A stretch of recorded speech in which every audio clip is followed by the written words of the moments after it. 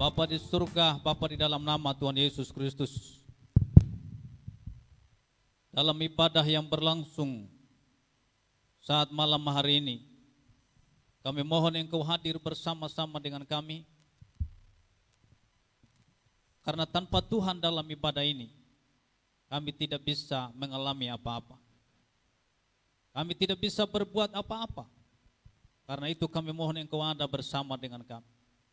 Kami sudah memuji memuliakan nama-Mu. Kami percaya Engkau telah bertakhta di atas puji-pujian kami. Dan tibalah saatnya untuk kami mendengarkan kebenaran firman. Karena itu Engkau tolong kami sekalian, sehingga kami benar-benar mau mendengarnya ya Tuhan. Dan Engkau berikan kepada kami telinga seorang murid yang sungguh-sungguh mau mendengar. Dan hamba-Mu yang Engkau percayakan juga untuk menyampaikan firman-Mu. Mari Tuhan Engkau urapi kami sekalian. Urapi hamba-Mu, agar setiap kata kalimat yang Engkau izinkan keluar dari mulut hamba-Mu, biarlah semuanya itu bersumber daripada Allah, dan kami semua diberkati oleh Tuhan. Demi nama Yesus Kristus kami berdoa, dan kami mengucap syukur kepada Bapa di surga. Haleluya. Amin. Baik, silakan duduk. Tuhan Yesus memberkati kita sekalian. Baik, salam. Salam sejahtera di dalam Tuhan kita Yesus Kristus. Dalam kesempatan malam hari ini, saya akan menyampaikan kebenaran firman Tuhan kepada kita sekalian mengenai sikap menentukan hasil. Sekali lagi saya ulang, sikap menentukan hasil. Kita akan baca firman Tuhan di dalam Filipi pasal yang ke-1 ayat yang ke-3 sampai ayat yang ke-8. Filipi pasal yang ke-1 ayat 3 sampai ayatnya yang ke-8. Firman Tuhan berkata seperti ini. Ucap syukur dan doa. Aku mengucap syukur kepada Allahku setiap kali aku mengingat kamu. Dan setiap kali aku berdoa untuk kamu semua, aku selalu berdoa dengan sukacita. Aku mengucap syukur kepada Allahku karena persekutuanmu dalam berita Injil mulai dari hari pertama sampai sekarang ini. Akan hal ini, aku yakin sepenuhnya, yaitu Ia yang memulai pekerjaan yang baik di antara kamu, aku meneruskannya sampai pada akhirnya pada hari Kristus Yesus. Memang sudahlah sepatutnya aku berpikir demikian akan kamu semua, sebab kamu ada di dalam hatiku, oleh karena kamu semua turut mendapat bagian dalam kasih karunia yang diberikan kepadaku, baik pada waktu aku dipenjarakan maupun pada waktu aku membela dan meneguhkan berita Injil. Sebab Allah adalah saksiku betapa aku dengan kasih mesra Kristus Yesus merindukan kamu sekalian. Bapak Ibu Saudara yang diberkati oleh Tuhan kita Yesus Kristus, seperti yang tadi sudah saya sampaikan kepada kita, sikap menentukan hasil dalam kehidupan kita di dunia ini. Jarang Tuhan mengizinkan kita menghadapi, tidak jarang Tuhan mengizinkan kita menghadapi berbagai halangan dan rintangan di dalam kehidupan ini. Yang harus kita perhatikan di dalam kehidupan kita adalah bagaimana sikap kita menghadapi setiap persoalan yang terjadi di dalam kehidupan ini. Terkadang satu masalah yang sama, tetapi bisa disingkapi oleh orang dengan cara yang berbeda-beda. Rasul Paulus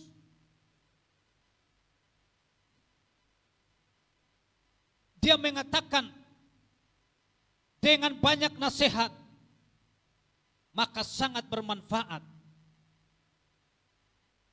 bagi kita sekalian, agar kita menjadi orang yang kuat dalam menghadapi problema kehidupan yang kita alami selama kita ada di muka bumi ini atau di dunia ini. Paulus menulis surat Filipi ini ketika ia ada di dalam penjara. Saat itu sudah kira-kira ia dipenjara dengan tangan kaki yang terbelenggu. Sungguh suatu keadaan yang tidak mengenakan. Keadaan yang menyakitkan. Tetapi yang luar biasa dari seluruh isi surat Filipi, tidak pernah mengumpat. Yang ada justru ucapan-ucapan syukur kepada Tuhan Yesus Kristus Tuhan kita. Dan terbukti ucapan syukur yang ia naikkan kepada Yesus mengandung kuasa yang heran dan yang ajaib. Rantai besi dan dinding penjara hancur oleh karena pujian yang ia naikkan kepada Tuhan. Bapak Ibu Saudara yang diberkati oleh Yesus Kristus, apapun problema, apapun masalah yang ada di dalam kehidupan kita, ketika kita naikkan pujian, syukur kepada Tuhan, maka semua itu, semua masalah itu bisa teratasi sebagaimana yang dilakukan oleh Rasul Paulus. Rantai penjara, dinding penjara bisa hancur akibat karena pujian yang dinaikkan kepada Tuhan.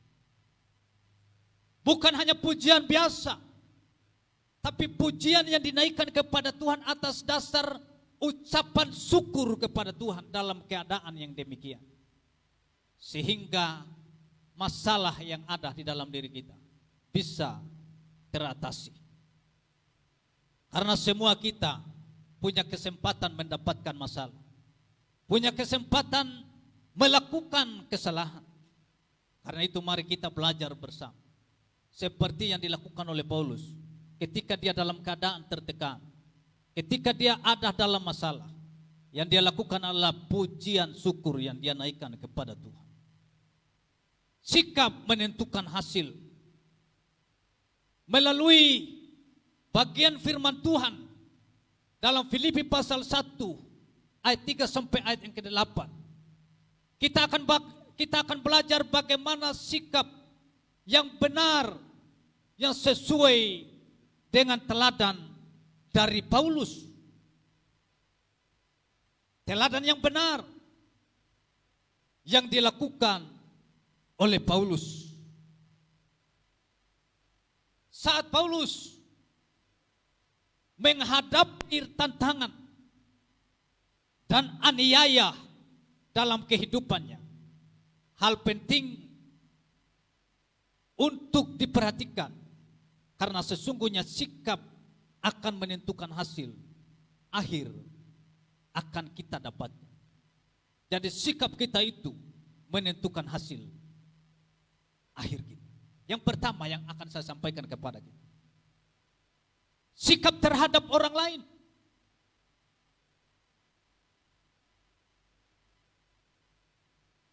Dalam ayat yang ketiga sampai ayat yang keempat, di situ memberitahukan kepada kita, aku mengucap syukur kepada Allahku setiap kali aku mengingat kamu, setiap kali aku berdoa untuk kamu semua, aku selalu berdoa dengan sukacita. Jadi yang harus kita lakukan adalah sikap terhadap orang lain itu. Harus kita senantiasa berdoa. Bukan berdoa karena terbiasa, tetapi berdoa dengan ucapan syukur dan penuh dengan sukacita. Itulah yang kita lakukan di dalam kehidupan ini. Jemaat Filipi ini bukanlah jemaat yang super saleh, super benar, tanpa dosa, tanpa salah. Mereka adalah jemaat biasa, sama seperti kita yang penuh dengan kekurangan, kelemahan, cacat celah dan berdosa. Namun demikian ada satu hal yang perlu kita pelajari dari Rasul Paulus ini, yaitu Paulus tetap menerima mereka apa adanya, bahkan terus mendoakan mereka dengan sukacita. Kita juga harus mengakui sebagai orang Kristen bahwa kita punya kelemahan, kita punya kesalahan dalam berbagai hal dalam kehidupan ini. Kita bukan orang yang super saleh dalam hidup ini, super benar dalam hidup ini.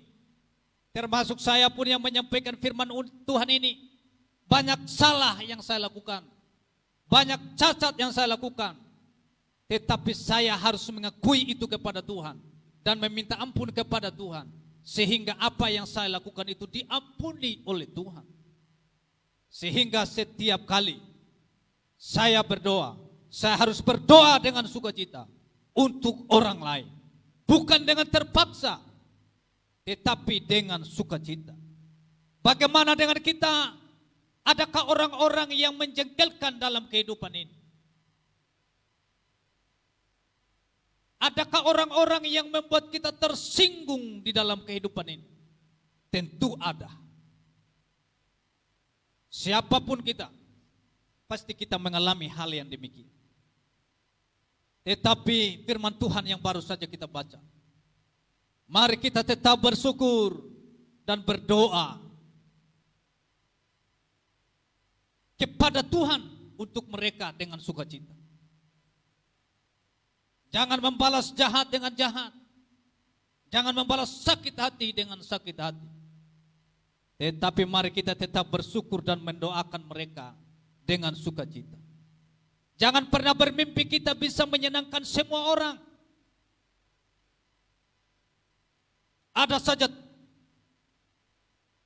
orang yang tidak suka dengan kita, karena kita tidak bisa menyenangkan semua orang. Ada yang tidak setuju,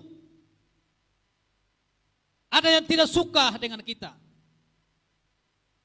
ada yang tidak sependapat dengan kita. Mereka bukan musuh kita. Kita punya kewajiban untuk tetap berdoa kepada Tuhan untuk mereka. Bahkan sering menjengkelkan kita. Tetapi itu semua bukanlah alasan untuk kita membenci. Tetapi itu mendorong kita untuk tetap bersyukur dan selalu mendoakan mereka. Kita harus dewasa dalam menanggapi setiap problem, setiap masalah yang terjadi di dalam kehidupan ini. Memang kadang-kadang terjadi, ada reaksi emosional, ada reaksi kedagingan di dalam kehidupan ini. Tetapi orang yang ada di dalam Tuhan, ketika dia punya reaksi yang seperti itu, Tuhan berbicara di dalam hati kecilnya, jangan lakukan ini, jangan lakukan itu, sebab itu berbahaya, sebab itu dosa, sebab itu akan mendatangkan kecelakaan bagimu. Dan ketika suara yang seperti ini muncul di dalam hati kita, maka kita kembali kepada jalan Tuhan. Kita mengucap syukur ketika ada orang yang membuat kita jengkel, yang membuat kita tersinggung. Kita tetap berdoa dengan ucapan syukur dan bersuka cita kepada Tuhan untuk mereka dan bahkan untuk diri kita, karena kita tidak bisa menolong diri kita sendiri tanpa Tuhan menolong kita. Hal kedua yang ingin saya sampaikan, sikap terhadap situasi. Memang sudah sepatutnya, dalam ayat ke-7 bilang begini, memang sudah sepatutnya Aku berpikir demikian akan kamu semua sebab kamu ada di dalam hatiku. Oleh karena kamu semua turut mendapat bagian dalam kasih karunia yang telah diberikan kepadaku. Baik pada waktu aku dipenjarakan maupun pada waktu aku membela dan meneguhkan berita ini. Luar biasa Bapak Ibu. Sudah sepatutnya aku berpikir demikian akan semua. Sebab kamu ada di dalam hatiku. Jadi kalau orang ada di dalam hati kita, pasti kita akan selalu doakan orang itu. Meskipun orang itu tidak tahu bahwa kita sementara mendoakan dia. Tetapi kadang orang tidak menganggap bahwa kita sementara mendoakannya. Karena apa? Karena kita tidak ada bersama-sama dengan dia. Tetapi meskipun dia tidak mengakuinya, yang penting memang kita benar-benar mendoakan. Dan surga menyaksikan bahwa kita setiap kali berdoa menyebutkan nama mereka di dalam setiap doa yang kita panjatkan. Jadi sikap terhadap situasi ini, kita harus selalu mengingat orang lain untuk kita selalu mendoakan mereka. Situasi yang berat bukan alasan untuk Paulus berputus asa dan kehilangan pengharapan di dalam Tuhan. Ia tidak menghadapi masalah dengan respon yang negatif di dalam kehidupan. Bisa saja Rasul Paulus menjadi kecewa pada saat itu. Karena setelah mengikut Tuhan justru hidupnya penuh dengan tantangan. Bisa saja ia berpikir, lebih enak kalau aku tetap jadi seperti yang dulu sebelum menjadi pengikut Kristus. Bisa saja ini muncul di dalam pikiran Paulus kalau andai kata dia ada di luar kendalinya Tuhan. Begitu juga dengan kita. Sudah sekian lama kita melayani Tuhan. Tetapi ketika keadaan yang tidak enak terjadi di dalam kehidupan kita, kita bisa saja berputus asa. Dan kadang-kadang kita tidak mau lagi melayani Tuhan. Tapi Paulus tidak melakukan hal itu. Ia tetap berpikir positif atas apapun hal-hal negatif yang ia alami pada saat itu. Yang bisa kita pilih adalah sikap seperti apa yang akan kita lakukan menghadapi situasi seperti ini ketika terjadi dalam hidup kita. Jika kita menghadapi dengan sikap yang benar, akan ada perkara yang besar yang Tuhan izinkan menyertai kesetiaan kita dalam menjalani situasi yang berat ini. Sebaliknya, jika kita bersikap negatif, iblislah yang akan bersorak kemenangan karena sudah mampu mengalahkan kita. Jadi setiap masalah, setiap situasi yang berat bagaimanapun, ingat bahwa kita tidak pernah sendirian. Tuhan ada bersama dengan kita. Dia tidak pernah membiarkan kita sedetik pun. Dia ada bersama dengan kita. Karena itu mari kita terus berpikir positif di dalam kehidupan ini. Supaya tidak ada hal-hal yang duniawi menguasai kita dan membuat kita jauh daripada Tuhan. Bapak Ibu yang terkasih di dalam Tuhan kita Yesus Kristus, saya percaya baik yang ada di dalam ruangan ini maupun yang sementara mengikuti secara online, kita punya masalah berbeda-beda. Kita punya situasi lingkungan berbeda-beda. Situasi dalam rumah berbeda-beda. Tetapi ingin saya sampaikan kepada kita, meskipun itu berbeda-beda, mari tetap andalkan Tuhan dalam hidup. Dan itu yang dilakukan oleh Rasul Paulus ketika dia ada di dalam penjara. Dia tetap memuji Tuhan. Meskipun dia saat itu terbelenggu, dirantai, tetapi dia tetap memuji Tuhan. Tetapi kalau kita sudah ada dalam situasi keadaan yang seperti itu, terus kita tambah dengan stres, maka kita akan putus asa dan kita lupa Tuhan. Kita bisa lupa Tuhan, Bapak Ibu, ketika kita mengalami masalah dalam hidup. Kita bisa lupa berdoa, malas berdoa ketika kita memiliki masalah dalam hidup. Ketika situasi tidak mendukung kita, kita maunya begini, tetapi yang kita mau ini tidak kita dapatkan. Bapak Ibu, setiap orang punya kelemahan siapapun dia. Tetapi ketika engkau menerima kelemahan dia dan engkau jadikan kelebihanmu untuk menutupi kelemahan, maka situasi yang berat bagaimanapun kita bisa lewati bersama. Karena apa? Karena kita saling melengkapi. Yang ketiga dan yang terakhir yang ingin saya sampaikan kepada kita, dari sikap menghasilkan hasil ini atau menentukan hasil. Yang ketiga adalah sikap terhadap gereja di mana kita bergereja. Ayat yang ke-8 bilang begini, sebab Allah adalah saksiku betapa aku dengan kasih mesra Kristus Yesus merindukan kamu sekalian. Sekali lagi saya ulang, sebab Allah adalah saksiku. Allah merupakan saksi kita. Sebab betapa aku dengan kasih mesra Kristus Yesus merindukan kamu sekali. Kita sebagai orang percaya seharusnya kita saling merindukan, saling mendoakan, karena kita ada di dalam kasih mesra dari Yesus Kristus Tuhan. Mengasihi Tuhan harus dibuktikan dengan bukti nyata, yaitu mengasihi gerejanya. Gereja bisa dalam arti sebagai tubuh Kristus. Sekalipun kita beragam, berbeda-beda dalam talenta,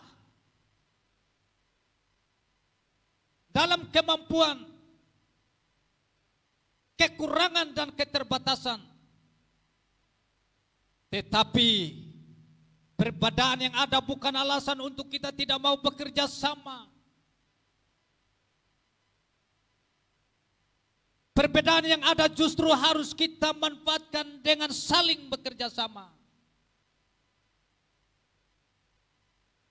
saling mengasihi, dan juga saling melayani. Itu yang harus kita lakukan. Bukan mencari siapa yang salah, siapa yang tidak terlibat, siapa yang tidak memulai.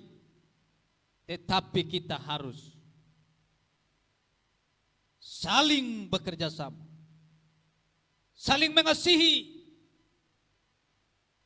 dan saling melayani. Tapi gereja juga bisa berbicara tentang organisasi gereja di mana kita ada saat ini. Tuhan menghendaki kita menjadi bagian dari gereja lokal. Mari kita terlibat dalam pelayanan sesuai dengan talenta yang Tuhan berikan kepada kita sekalian. Bagaimana dengan sikap kita selama ini terhadap gereja? Ini menjadi perenungan kita bersama, bukan hanya satu orang. Gereja baik itu gereja yang dimaksud gereja sebagai tubuh Kristus, atau gereja dalam sebuah organisasi, atau gereja lokal seperti malam ini. Bagaimana sikap kita? Saudara-saudara yang diberkati Tuhan, di dalam gereja tidak semua juga adalah orang saleh. Ada juga kekurangan. Baik itu dari segi pendetanya, hamba-hamba Tuhan yang lain, atau juga jemaat Tuhan. Kita masing-masing punya kekurangan. Tetapi kita tidak boleh menghabiskan waktu hanya berbicara tentang kekurangan.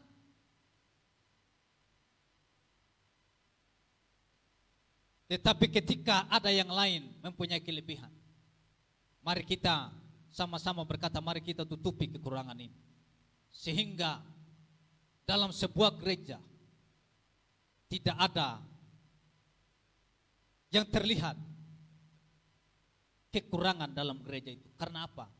Karena kita saling bekerja sama, saling melengkapi, saling melayani. Saudara-saudara yang terkasih, saat kita mengakhiri perjalanan hidup di dunia ini, kira-kira buah apakah yang akan kita petik kelak? Sikap kita menentukan buah, atau sikap kita menentukan hasil yang akan kita tuai, yang akan kita terima. Sikap kita menentukan semuanya ini. Bagaimana selama kita ada di dalam dunia ini terhadap orang lain, bagaimana sikap kita terhadap situasi, dan bagaimana sikap kita terhadap gereja di mana kita ada saat ini. Itulah yang menjadi perenungan kita. Selama kau ada di dunia ini, apa yang kita lakukan? Dan buah apa yang akan kita petik ketika kita berakhir di dalam dunia ini? Bapak Ibu, saudara yang diberkati Tuhan, mari koreksi diri kita, introspeksi diri. Kira-kira kita model seperti apa kita?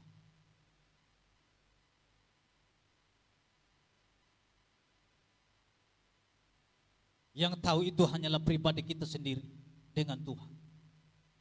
Dan setelah engkau mendengar firman ini, mari koreksi diri kita. Dan kita minta ampun kepada Tuhan ketika kita melakukan kesalahan. Dan mari kita sama-sama memperbaiki diri kita, supaya kita menjadi orang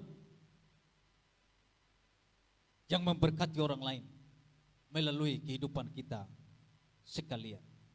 Tuhan Yesus memberkati kita.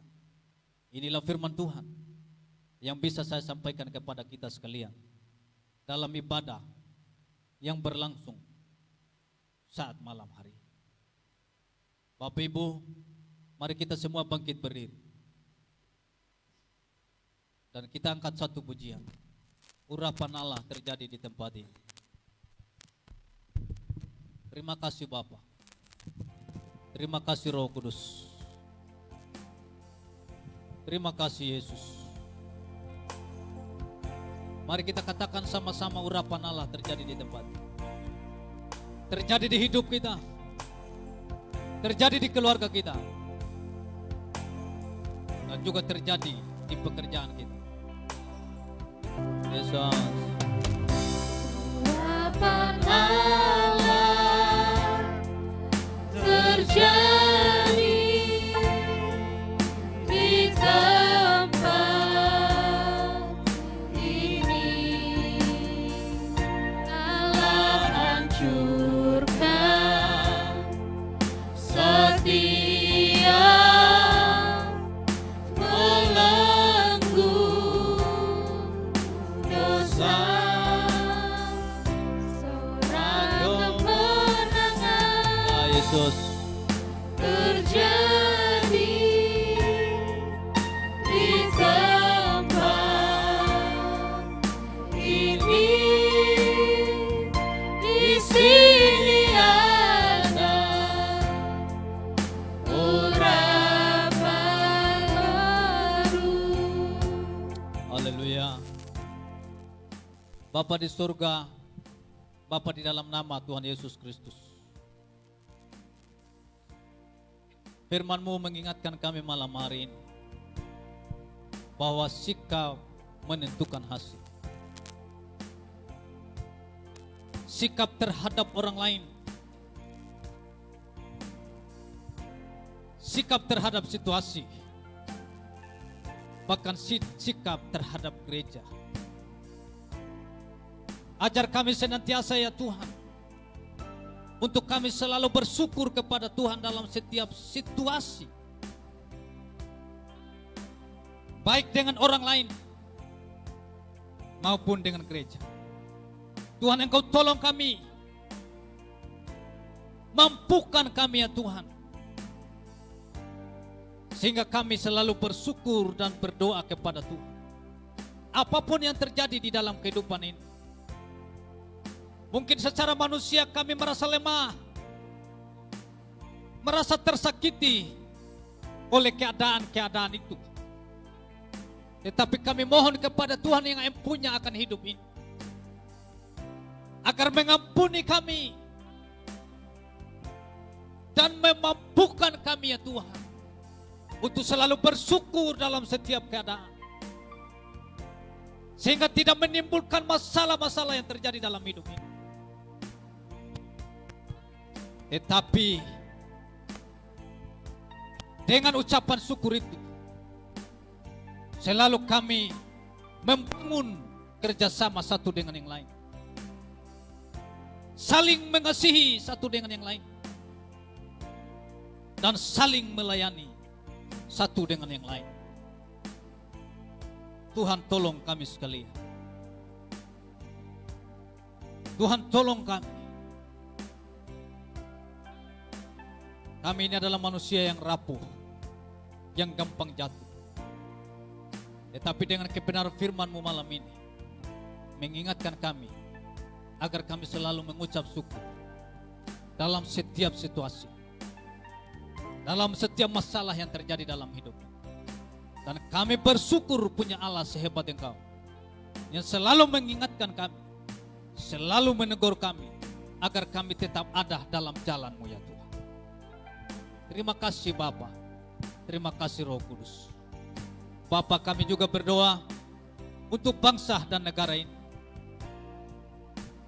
Dari Bapak Presiden bersama jajarannya, Tuhan, Engkau berkati mereka dengan hikmat akal budi, agar mereka memimpin negara ini dengan hikmat dari Tuhan, dengan hidup takut akan Tuhan, agar negara ini negara yang hidup berkenan kepada Tuhan.